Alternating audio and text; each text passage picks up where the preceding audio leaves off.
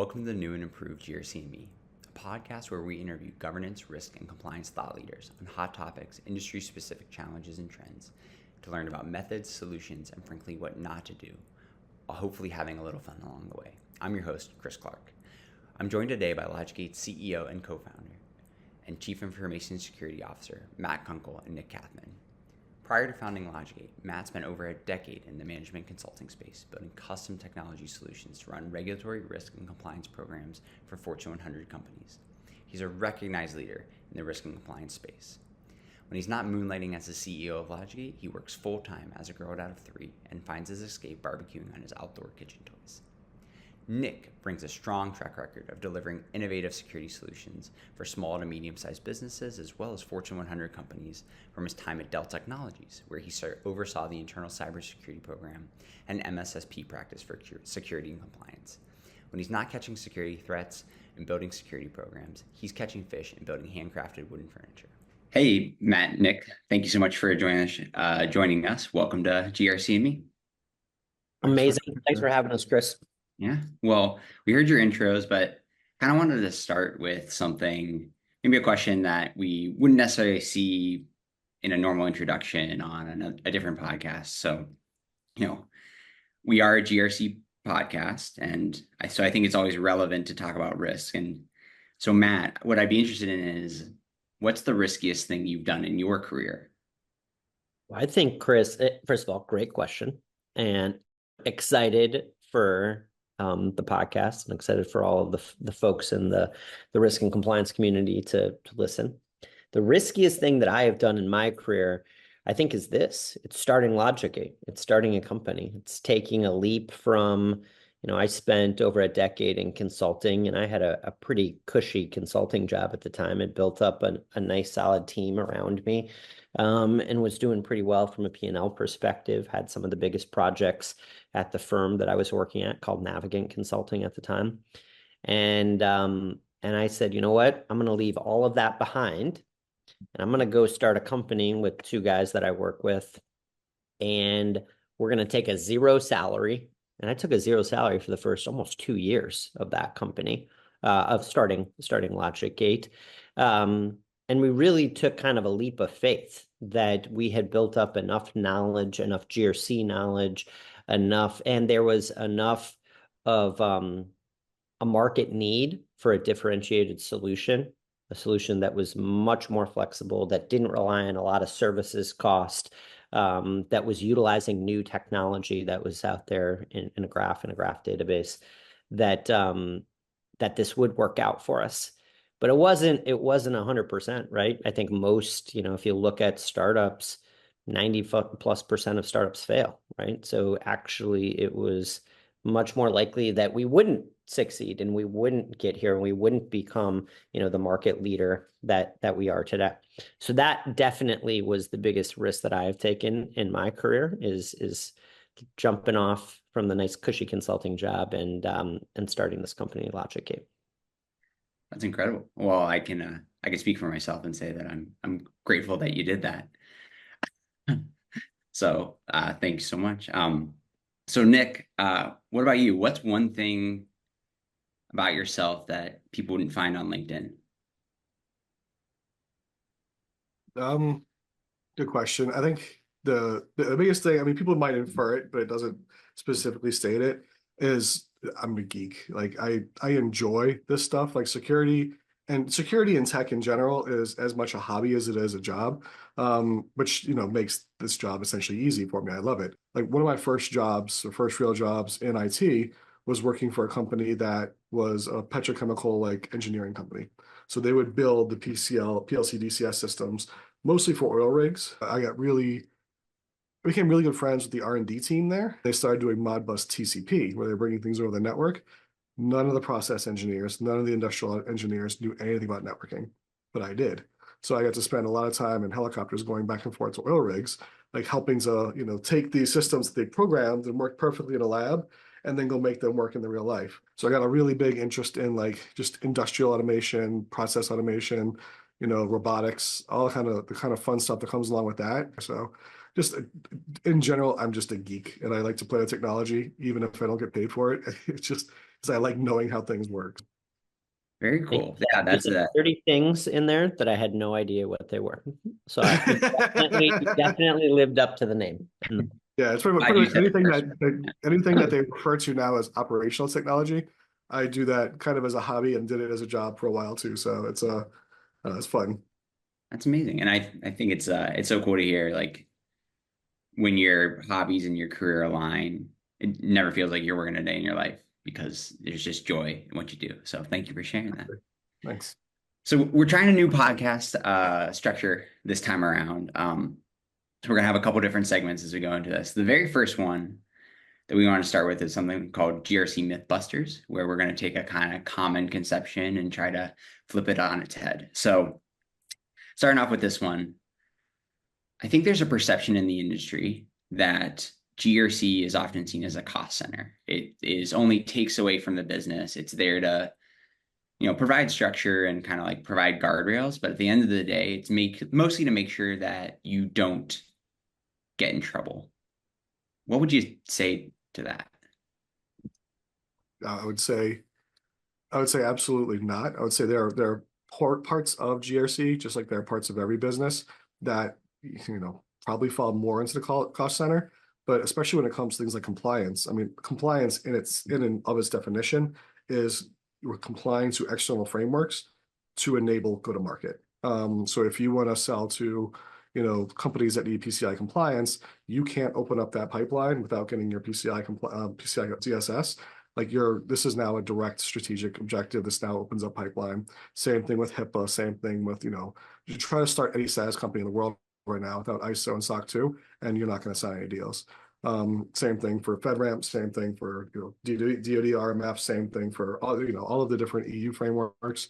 So really, compliance is more, I would say, even more of a go-to-market / sales motion and business objective, like growth objective motion than anything. And then outside of that, risk management really just, everything in business is risk management, whether we put it into a risk register or not.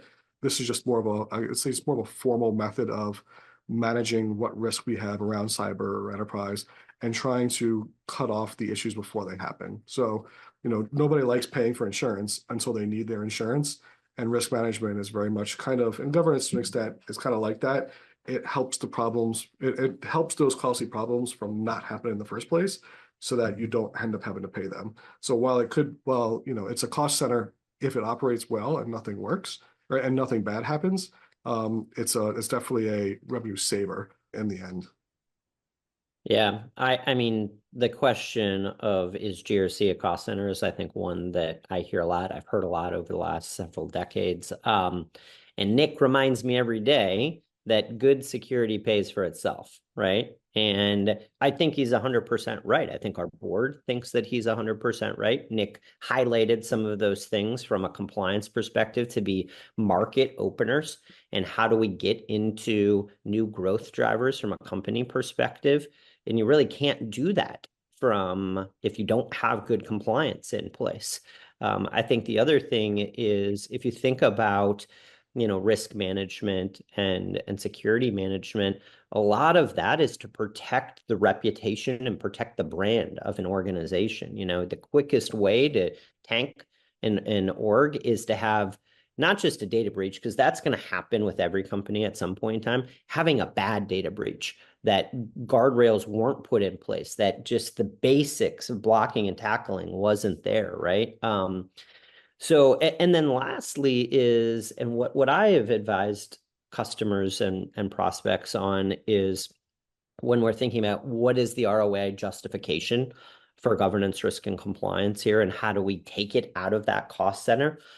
If you do it well, it can truly be a strategic enabler, right? And I think you can make better, smarter, faster, quicker business decisions that are grounded in risk. Every company, from the best company in the world, are built on taking risk.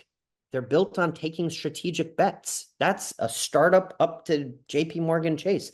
They take strategic risk and strategic bets every day. And if you're running your governance, risk, compliance, and security programs appropriately, you can help those decision makers and those people that are shaping where we are going and our strategic objective as an organization, help them make better, smarter, risk-based decisions with programs around governance, risk, and compliance. So good security pays for itself. Remember that. Absolutely. It's an awesome tagline. Yeah. Thank you. And I think it makes a ton of sense what you just said. You both said around like opening those markets, but then also making those decisions. It's been a long time since school, but I remember like any of those capital projects there's always some risk of failure there. And there was always built into the calculation that you had to take that risk. But it almost feels like we don't, in the everyday decisions that we make as a company, or not we as a company, but you know what I mean? But when people make as a company, they're almost not taking that risk into effect. And it's the role of those compliance teams to really empower that and help them take the bets that will pay off and almost, hedge them against the downside. 100%. I mean, like I said, the best companies in the world are built on taking good, smart, sound business risk, because there's nothing that's guaranteed in life. You got to weigh the pros and the cons and the downside versus the upside of doing it. And then, you got to take the bet and move forward. And hopefully you're doing it with the largest upside and the lowest downside. And again, you said it, your risk team, your compliance team, your security teams, they should be in the loop and help making those informed risk-based decisions. Awesome. Well, myth busted, I'd say. Our next segment, we're going to talk a little bit about of rapid fire Q&A. So I'll kind of jump back and forth between the two of you on this. But Nick, starting off, can you speak to how dynamic GRC differs from, say, a traditional GRC program? Like in terms of adaptability or changing risks and regulations? Yep. Yeah. So so dynamic GRC is really just, if you look at the different organizations within a cybersecurity team, there's the GRC team, there's the security team, and then and a lot of times there's so much data and telemetry that's available to the security teams through the tools that they have that I would say we're in a data glut in a lot of cases.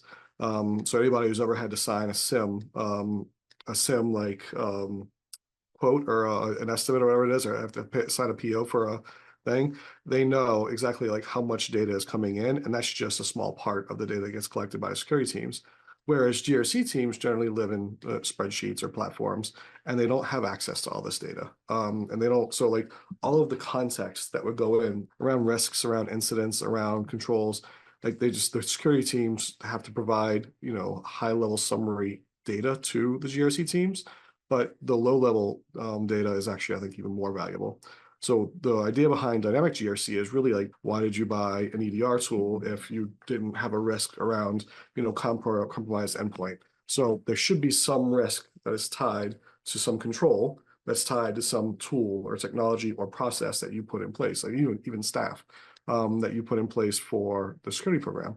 So now let's take and let's measure the effectiveness of that with the tools and the telemetry that we have. So, an example that I always give is there'll be a risk in your risk register around social engineering attack. And then you'll put in controls around it, phishing awareness testing, phishing training, but then you'll go implement a tool like KnowBe4 based on that. And then to implement those controls for you at the organizational level. And I think what a lot of teams do is they just look to see, is this control in place, but not always the effectiveness of the control. And really like dynamic GRC is switching from, is it a checkbox, yes or no, this control is in place, to how effective is this control, and is this control trending up or down? And then from there, it'll actually change your risk register based on what's the most risky aspects of your business, of your cybersecurity program, right now. So it really allows you to stay informed on where the risks are versus the old school way of, once a year, once a quarter, twice a year, we just evaluate yes or no, is this control in place, without actually looking at, is it effective? And I think this is, an example from a business perspective that I always give is, imagine if you only ever evaluated your sales team, not based on how much they actually sold, but how mature their processes were. We have a process where AEs reach out. We have an SDR process. We have an intake form process. We have a tool that manages our pipeline. Imagine if you only ever did the CMMC maturity of how mature the processes and sales are, but you never actually check to see, or you never actually tracked how much did they actually sell though with those processes. This is a lot in a lot of ways how security programs are tracked and measured today. Even looking at a lot of the NIST type of guide and stuff like that, it's always around process maturity, not around outcomes. Dynamic GRC is really changing that to outcomes based and dynamic risk based on where you are right now versus the traditional way. I think that's the best way I could probably describe it. Yeah, and I love that analogy of comparing yes, no versus maturity. I guess a follow-up to that would be you talk about it within the lens of almost the second line of defense of the security and compliance teams managing that way. Do you ever see it getting to the point where external auditors start to also perform checks rather than a yes, no, but instead in that similar maturity model or gradient type of approach? Well, a lot of times, if you go to a big four now and ask them to rate your security program, you're going to get that maturity. You're not going to get the actual outcomes. It's just extremely pervasive across the industry, and it is really hard to actually say what is the outcome of something like this. But I think if you switch to, instead of saying, I think that this virtual risk officer like metric coming from KnowBe4, I think this number is good. Well, if you have all the data because you've been tracking it dynamically and you're tying it contextually to incidents and things like that, what you can actually look at it and say is, this risk is trending up. And last time this score got to this level, we started seeing an increase in incidents related to that control. So now that level is too high. We need to start bringing it down. So it's really hard to look at it and say like, okay, like to what level am I being, so at what level is it actually too risky? At what level is it, not risky enough? I think having that context and data that really provides it in there gives you all of that objective data. Like you can switch from a subjective security program to an objective security program, like data driven, where you can actually say like, last time we were here, these bad things happened. So that's too high. We need to be under that and really go from there. Yeah, thank you. I think it flows really well into kind of the next question, but Matt, in your experience in consulting and working in Navigant, what did you advise? What has been your experience working with customers who have, say, more than one GRC platform? And what did you advise them as your kind of like, as their consultant?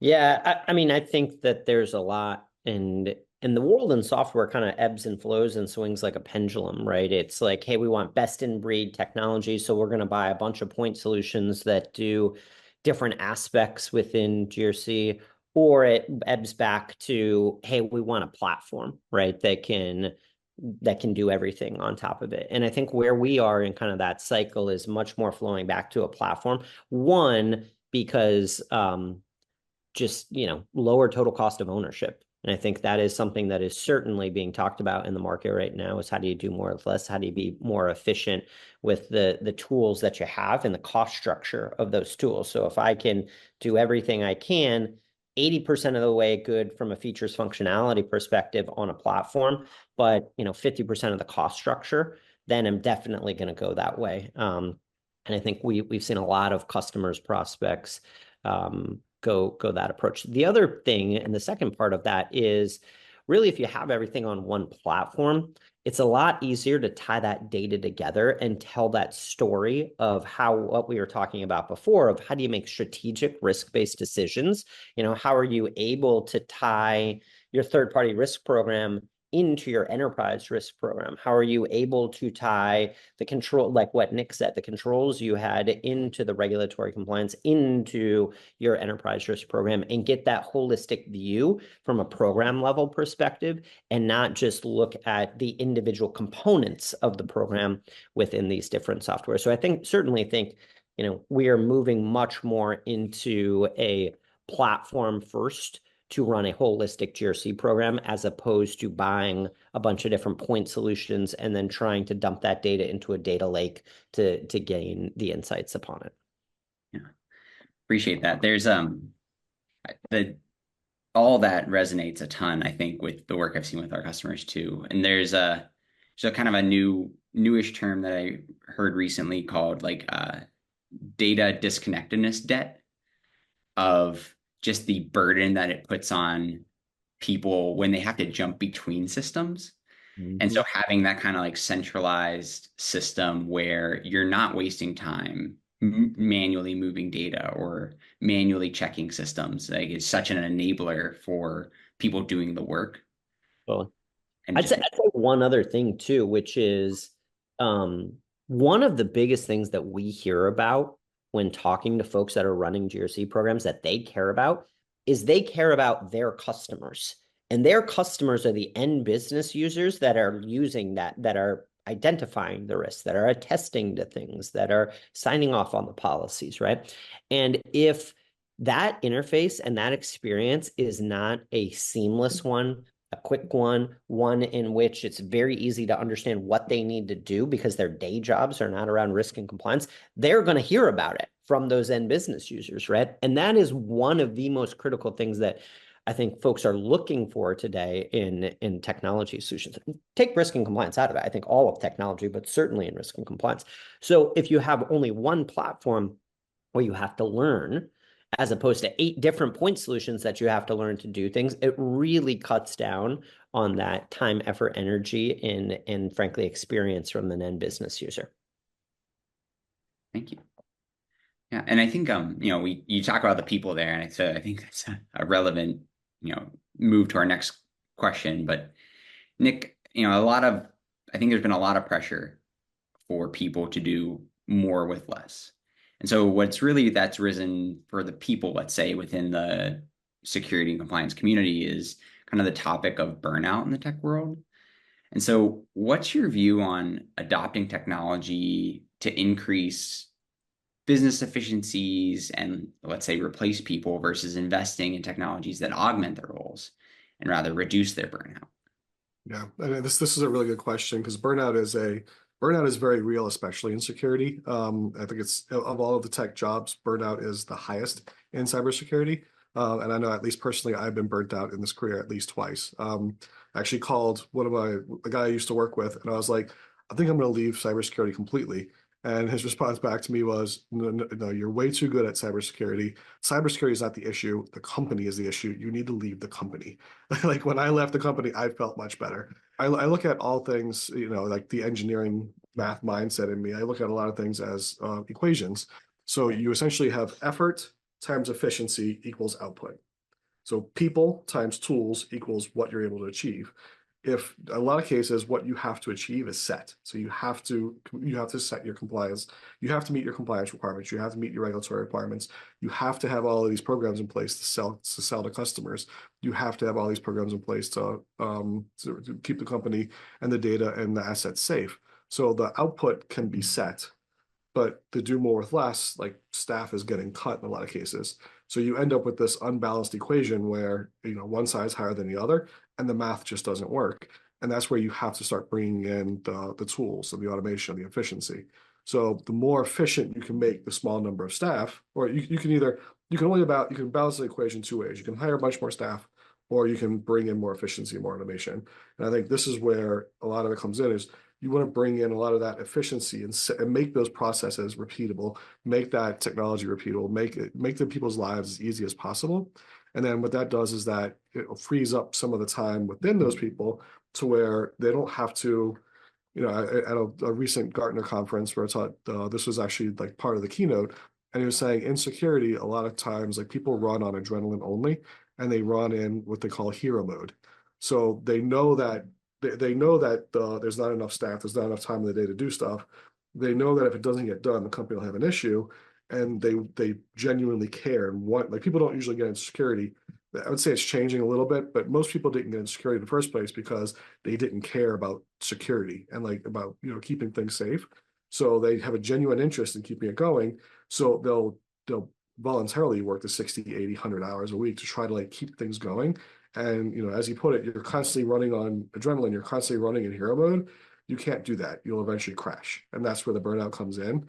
So as you bring in those new tools and you start to bring in that new efficiency, you start to balance the equation where you can actually say, okay, now the output is achieved by what we have. And you can bring that staff back down into normal business hours and normal working hours, and also achieving the objectives to a level that they feel comfortable with. And that's a big thing, especially with burnout, is I tell, my staff this all the time, you can't care more than the company does. So if you don't think that the company is doing security up to your standards, then you can try to raise that risk. But if the company just decides we're never going to do that, it may not be the right company for you. Luckily for me and Matt and LogicGate, I have a very high standard and I get everything I need for it. And my staff, feels the same way. But there are times where if you're in a company and you're just the only security guy and they're a 5,000 person IT shop, they're probably not invested in it. And you make that decision. So I think for this, it's, getting back to the original root of the question, you have to balance the equation one way or another. You can add a bunch more staff, which is hard to find and expensive. You can add more tool and automation and start to bring it up. And then once you balance that equation, the level of burnout really starts to disappear. And if you do it really well, you can actually start to bring down. So now instead of working 40 hours a week, they're working 30 hours a week. And they've got that 10 hours to decompress and work on new cutting edge stuff, which then everybody wants to do. Everybody wants to work on the cool stuff. And they know that once you hit that incident or that whatever it's going to be, that they have to work around the clock for a couple hours or for like a couple days, couple weeks, couple months. They're not looking at it like, I hate this job. They're just looking at it as it's just part of the career, part of what I do. And you really avoid that burnout. It's good to know that we're in balance here, Nick. Yeah, we are in balance. Luckily, we have a really good process automation tool that we get to use for stuff to make this easy. That's awesome. Thank you. So kind of pivoting, we talked a little bit about like how we're helping people throughout the company to do their job and like, helping with security. Now talking about how you communicate that upward almost, Matt, when you're talking to the board, what security related key performance indicators matter most? What do they rely on to measure the impact and the effectiveness of GRC investments? Yeah. And I love Nick's opinion on this one too. But from my standpoint, I'm going to tell you what they don't want to hear, which is, hi, we have 10,000 vulnerabilities. And we've closed 4 of those vulnerabilities this month, or 400 of those vulnerabilities this month. That gives them no context on anything. And I have definitely seen reports that are put in front of boards that talk about that. Number of vulnerabilities that we have, number of new third parties that we've onboarded, number of risks that we've mitigated.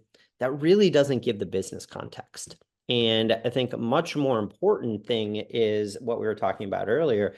How do you tie these things to strategic objectives?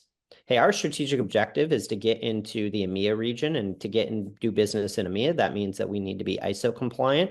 We are 80% of the way there to getting our ISO compliance, and it will be done by this date, right? Or we have our ISO compliance and we just went through it and it had 2 non-material findings. That's it. That's all they need to know from that perspective, right? So much more of it is, how do you tie compliance, risk, regulatory items, privacy items, security items to business objective, and talk in terms of what boards care about, which is, where's the organization going and how are we getting there, and how do the underpinnings and things that we are doing in those business units help support those overall goals and objectives? Yeah, Nick? that's it. I think Matt hit it right on. It's when working with boards, realize they have a very short attention span for all aspects, and especially security. So generally, you're coming to them, and it's either red, yellow, or green. And if it's yellow or red, the next thing should be, here's how you can help me. So generally, it's you're just reporting the status of where you are and picking whatever KPI it might be. The next thing I would say is, generally, in a risk management program, the board sets the risk tolerance. So every business goes through different levels of risk tolerance throughout the life cycle of the company. A company that just started up and only has 3 employees is extremely risky. Like, you're taking, as Matt was saying, 0 salary, and you're doing anything and everything and promising the world to try to sign those customers. And you're taking a ton of risk. But then as you start to become larger, and as you start to go into large organizations or else that, you might start to balance that risk to be a lot less, a lot less risk tolerance. certain groups may have more risk. Sales may have more risk than HR, for instance, but you're still going to set like a lower risk tolerance. But then you get to, let's say you're now a startup, you've gone through your growth stage and you want to go to, you're trying to go for sale or go for IPO. Now the risk tolerance is going to go way low. And so the board's going to say, I don't want the buyer to find any surprises. Like, let's make sure that any risks that we do have, let's clean up and let's not introduce any new ones, so that as we start to go through due diligence, everything looks clean and good, and the buyers aren't going to come to us and start, knocking dollars off because they found some risk that wasn't disclosed to them. Well, thank you. So kind of last one, and this is basically going to be our version of the newlywed game for the two of you. But when you talk about the CEO CISO partnership, how important is that stakeholder engagement and buy-in and security, particularly through the lens of like driving a culture of security awareness and accountability throughout the organization? I think massively important, right? I mean, the partnership between the CISO and the CEO is a huge one. And if you really think about it, I mean, the CEO needs to be the spokesperson for security too, right? It starts at the top, and it starts at, what a lot of times what the CEO says has a lot of weight behind it and a lot of weight to it. And if a CEO is coming out and signaling to the organization that security matters here, compliance matters here, how our risk tolerance matters here, we can't just be doing things willy-nilly in the wild, wild west, right? That will then take note from all of the other personnel within the organization, right? And the partnership between that CEO and CISO needs to be really, really tight, right? I meet with Nick every other week on topics. We've discussed this about having a security-aware culture. He's asked me to say specific things to the organization, right? As kind of the talking head of the business, right? So I think it is a crucial one. And I think it's one that really starts at the top. And if you really want a culture of security and a culture of risk and a culture of compliance at an organization, those two people need to be in lockstep. Absolutely. I think it's, Matt hit it on the head. I would say the only thing I would add is it's not just what you say, but what you do. What ET does shows a lot more to the staff than what they say. And also, certain things like if a product went through a product or a service didn't go fulfill all the security requirements, but was still approved to go live, that sets a precedent for other product managers and project managers to say, well, we don't really need to do all these things later. If you look at most security practitioners, I would say legal practitioners fall into this as well too, there's always as soon as a risk is brought up, the first thing that comes to mind is how do we mitigate this risk? How do we make this risk completely go away? But certain risks, you don't have to fix every single risk. Like as Matt said, like running the business and starting the business is a huge risk. And in a lot of cases, what the CEO's job is to optimize for risk. So there's going to be risk there. And in security, we should essentially be doing the same thing and speaking that language. When we work like I work with that with Matt, is okay, like here's a risk that we have. It could lead to this, but it probably won't lead to this. We can do just this to get, halfway there, and that's probably going to be fine. And really just like, how do we take these things and not just immediately mitigate everything, no matter how important or unimportant it was, but really start to take a nuanced look at what can we do to optimize for these risks, because that's exactly what the Matt especially and the ET is doing at all times. Yeah, thank you. So just kind of appreciate all the insights there. Want to wrap up with just, you both have great titles, a ton of experience in the industry. I hope there's a lot of professionals listening to this who are interested in security and compliance and continuing to develop their careers here. I'd love to hear a little bit as like your strategies for success. So, starting off with you, Nick, what is the best piece of advice you've gotten for how security should work cross-functionally in the business? Yeah, this is this is a great question and one that a lot of companies fail at, like quite frankly. So I think in many, many companies that I've seen and been at and worked with, which you end up, I call it the paper tigers. So the security standards, security policies, the GRC team knows them inside and out, knows every control, but nobody else in the business does. Regardless of how many times they've had to sign them in their annual attestations, where else that, they just don't know what they are. So they're not going to meet them. So I think a big thing here is really just collaboration ahead of time. So proactively reach out and say, hey, look, like form what we have what's called a security architecture board. We're going to put in a new policy, a new standard. You're going to be stuck, like you're going to be measured against it eventually. So I want your feedback. Invite all of the stakeholders, and we're going to put this through a request for comment period. And we're going to go through every control in excruciating detail. And if there's something that you can't meet, let's discuss on what we can do there. And what this does is it really allows the teams to be set up for success versus something being jammed down their throat. And then you just constantly measure and say, hey, you're failing, you're failing, you're failing, you're failing. Because all that does is just makes the teams back off and say, I don't want to work with security. This is, ridiculous. All they do is just get me in trouble. I think that's one of the main things is just enable the teams to be successful. Don't just constantly force things down their throats and expect them to adapt to it without any type of feedback kind of thing. Yeah, make them part of the process, right? Like if that increases buy-in. Absolutely. I love that. Matt, kind of a similar question, but what's one piece of advice you'd have for someone who's interested in becoming a CEO themselves one day? I'd say be careful what you wish for. No, I'm kidding. I think probably the best advice that I would give is where you sit as a CEO, you really have three stakeholders to manage and manage well. One is your investor base and the stakeholders around that. Two is your customer base and the stakeholders in your customers. And three, and definitely most important, is your employee base and the stakeholders that you have there. And the best CEOs, I think, in the world try to align the expectations and the goals of all three of those stakeholders, right? What is the best thing to do for the employee is maybe not always the best thing to do for the investor. And what is the best thing to do for the investor is maybe not always to do the best thing for the customer. But how do you align those three stakeholders and those three things from the strategy that the company wants to achieve over some period of time in the best possible manner? And if you do that, then I think you can get really the three groups of people that can help build and are necessary to help build the best market leading companies in the world, all rowing in the same kind of direction. And if you can do that, then you get a lot of serendipity happening, and you get a lot of, what a good mentor of mine once said, you get a lot of magic, and you just got to keep your job as a CEO is just keep the magic happening.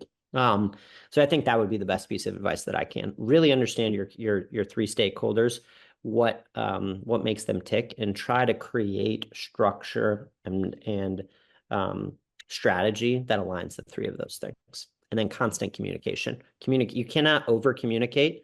I've tried so hard, and I feel like I'm so over communicating, and people are like, I didn't even know that we were doing that. And I was like, well, I've only said it 35 times, but you have to constantly over communicate to all three of those stakeholders. Incredible. Well, those are all the questions I had. Just want to say thank you again to both of you so much for coming on the show. Any last minute pieces of wisdom for the GRC community? Just looking forward to you taking the show to new heights, and excited about the guests that we're going to bring on this season. And thanks for doing this, Chris. You did a great job. Awesome. Yeah, definitely. Thanks for doing this. I love the shirt. And yeah, no, it's really just, GRC is just, it's a function, it's a business function, just like every other business function. It's cross collaborative, and just making sure that, as you're thinking about your GRC program and your broader security program, really just finding ways to fit that in with the rest of the business, and making sure that it's not just running a silo on the side is the only other thing I would add here. Awesome. Thank you so much. Well, thank you all for listening, and we'll see you all in the podcast world. All right. Thank you very much. Bye.